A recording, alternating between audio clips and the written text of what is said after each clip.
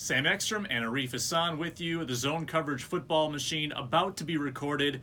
This is the bonus content that you get only at our YouTube channel. Make sure you subscribe. Here's the question for today, Arif. We're seeing all this movement on the Vikings offensive coaching staff. We rarely see this on the defensive side of the ball. Adam Zimmer, Andre Patterson, Jerry Gray. The defensive coaches tend to stick around a lot longer than the offensive side.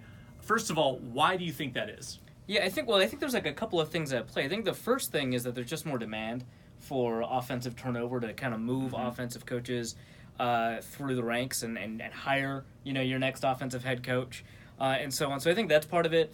I think also the fact that Zimmer has so much control over the defense kind of diminishes the prospect for defensive coordinator George Edwards. That limits the upward mobility of the coaches below him. But also you consider someone like Andre Patterson. From all indications, he's absolutely fine coaching defensive linemen for the rest of his life. He's been a defensive coordinator before. He really likes coaching defensive linemen. I'm kind of curious. I think Jerry Gray should get some consideration somewhere. But also, Adam Zimmer coaching the linebackers. It doesn't take a lot to think, why does Adam Zimmer want to stay with the Vikings? It's not necessarily self-evident, but it's strongly suggestive.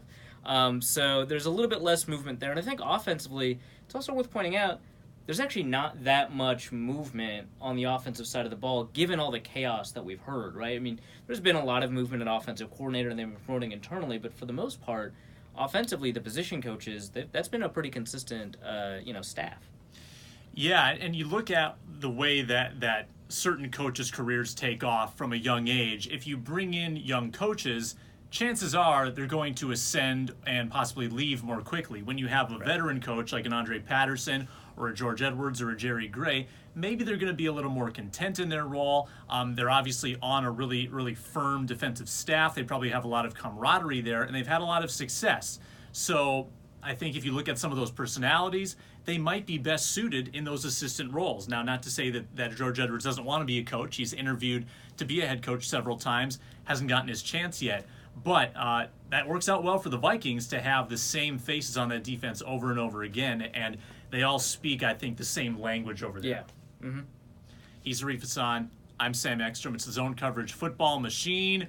Hours 1 and 2 about to be recorded here in the Zone Coverage Studios.